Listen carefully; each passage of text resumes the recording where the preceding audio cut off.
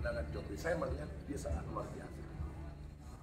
Ini putra pingingi ya, yang mungkin dalam ramalan Joyobo itu disebut putra pingingi itu yang tidak nyangka-nyangka kita bisa tampil. Coba siapa yang tidak mengakui dia di dunia internasional? Kok malah sekarang kita obok-obok semua?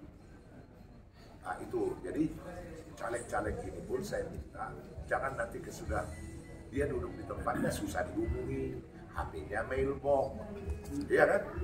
Lagi ada urusan, ada sidang, padahal dia main handphone, main game di itunya itu, dia lah berhadapan dengan Tuhannya lah. Jadi sebenarnya apa motivasi dia itu? Yang pertama harus saya tekankan, mereka anggota dewan itu damaikan dulu dirinya dengan hatinya. Hatinya ingin maju, tentunya kenapa saya bilang hatinya itu dengan doa dia. Kalau pikirannya kan banyak dilihat ya, macam-macam, banyak godaan. Jadi maka didamaikan itu kembali sehingga semoga kiranya caleg-caleg khususnya Kristian ini berjalan dengan baik, menjadi panutan bagi orang lain, caleg-caleg lain. Saat ini menjabat karena relatif mereka berpeluang lebih terpilih kembali. Masalahnya kita tidak melek melihat apa yang mereka lakukan. Sangat kentara sebenarnya kalau kita melihat reputasi dari caleg yang sudah pernah menjabat. Misalnya biaya reses itu kan itu harus sampai ke dapil begitu. Tapi tidak semua melakukan itu. Bagaimana pendapat Pak Jose sebagai praktisi hukum? Ya, inilah masalah saya bilang tadi, harus berdamai dengan ketika biaya resesi itu harus sampai, dan itu kan amanah. Sebenarnya kalau tidak sampai itu korupsi itu namanya, karena masih uang negara.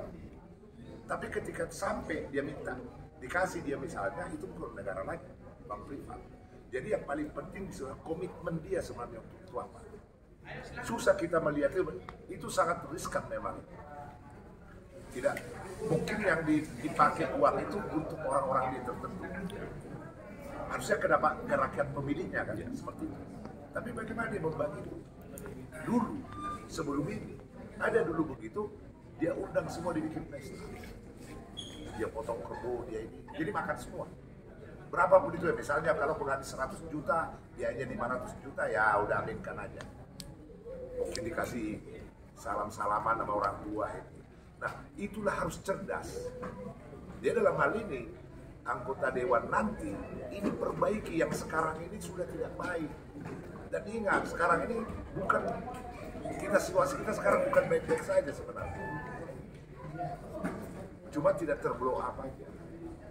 Jadi kayak ada suatu api dalam sekam gitu. Cuma bagaimana memadamkan itu? Nah, harus disiram itu. Kalau dicari-cari udah merambat kemana-mana. Mungkin harus ada hujan, langsung pasang habis. Itu pun kalau sampai ke dasar. Kalau enggak jalan lagi ya. Api dalam sekam itu semua kita tahu. Jadi itulah jawaban saya. Marilah sekarang itu caleg-caleg nanti supaya cerdas. Siasatilah bahwa Anda diamanatkan di situ bukan untuk keluarga Anda, tapi untuk kita. Jangan nanti saya bilang tadi, begitu ditelepon, mailbox, susah dihubungi, dan segala macam. Dikira kita meminta sumbangan. Kan gitu. Nah, seperti itu kira-kira jawaban saya. Pak Yosef, tadi Bapak singgung soal korupsi, anti korupsi gitu ya, anggota dewan jangan sampai korupsi. Bagaimana Pak Yosef sebenarnya menyiasati atau mencegah korupsi itu bagaimana sih menurut pandangan dari hukum? Sebenarnya korupsi itu yang paling inti sebenarnya untuk menyelesaikan itulah komitmen. Kalaupun dikasih kesempatan itu, kalau komitmennya tidak. Tapi godaan sangat banyak. Uang itu sangat sakti. Ibaratnya saya bilang, orang gila, ini saudaramu dong, kan saya kenal. Tapi tunjukin uang 100.000. Wih, uang. Jadi, janganlah karena uang, tapi perlu uang. Gitu. Nah sekarang itu karena uang, siram terus, duit, tembak, serangan fajar, serangan sore, serangan malam. Nah itu bermacam-macam, jangan. Itu tidak akan abadi. Nah mari tadi kembali kepada itu korupsi itu. Sebenarnya di mana sih nggak ada korupsi? Bawa kertas lembaran itu dari kantor. Kertas kantor. Bolehlah mungkin seperti ada yang mengatakan kepada saya guru besar, atau mungkin dulu ada filosofi orang, boleh kau mencuri asal jangan ketahuan. Iya dong. Kalau ketahuan ini semua tidak ada, pasti korupsi, pasti kolusi. Jadi memberantas itu yang pertama adalah komitmen diri sendiri, didukung dengan rambu-rambu undang-undang dan kesejahteraan dia. Jadi sekarang kalau kita pergi ke Aja Sumo, siapa sih yang nggak mau kaya? Ada yang mau miskin nggak? Nggak ada. Tapi tetap nasibnya miskin, udah terima aja miskin kan dia. Terima aja apa adanya. Jangan garong punya orang lagi. Mungkin ada kesempatan boleh lah, tapi ibarat pohon, rantingnya boleh, jangan tebang pohonnya dong. Atau dahan besarnya, banyak yang hidup dari situ kan. Kalau cuma yang ada buahnya itu diambil di kita, udah apa-apa. Apakah ada menurut Pak Jose ini membuat efek jerah? Karena kan tadi kalau bilang soal kesejahteraan, banyak itu kasus-kasus koruptor yang udah kaya tapi tetap korupsi. Nah itu sebenarnya kita hubungkan dengan hukuman mati. Ada hukuman mati sama itu, tapi dengan mati juga. Lalu kemerdekaan, keberi hak hidup ini.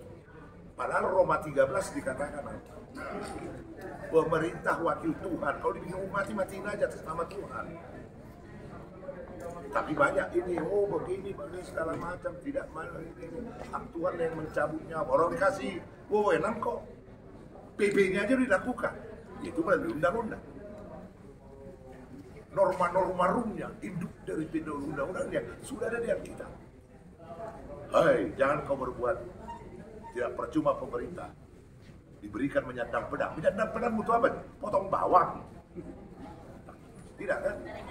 Dilakukan itu. Nah, Korea kita lihat, Korea Utara memang itu langsung Cina. Dan mereka maju, nah kita enggak. Tapi kita berkiblat ke Cina terus. Tapi itu dalam Cina, Cina semua menguasai. Dewasakan diri, kenapa dia bisa begitu? Ayo kita buat inovasi. Artinya kalau hukuman mati itu dijalankan sesuai dengan undang-undang, ya menurut Pak Jose nggak masalah berarti kan? Saya yakin tidak melanggar hukum. Roma 13 juga bukan tidak bilang mematikan, tidak percuma menyandang pedang. Pelaksanaannya apa? Pedang ini tuh apa? Dia penggal leher lah. Ya, itu maksud saya. Jadi mungkin dibuat suatu rekonsiliasi. Waktu zaman Akbar Tanjung dulu, korupsi pertama kali, dia kan dari Golkar. Waktu saya bilang rekonsiliasi lah, sudahlah, tutuplah semua korupsi itu semua sekarang ini, aminkan aja, seperti putihkan. Tapi siapa yang membuat sekarang langsung gantung matikan? Itu pernah saya di pers juga saya bicara. Seperti itu. Ada Bapak. Iya, Satu lagi ya? Iya, satu. Pak Jose sebagai Pak Dr. Sulitonga sebagai politisi semua dan juga negara. Bukan politisi ya? Ya. Beliau ini Terkait dengan caleg Kristen ada dua pertanyaan. Pertanyaan pertama, menurut pengamatan Pak Dr. Jose, sejauh mana apakah caleg-caleg Kristen ini yang khususnya untuk Senayan, apakah lebih besar peluangnya dibandingkan periode yang lalu dengan periode yang sekarang?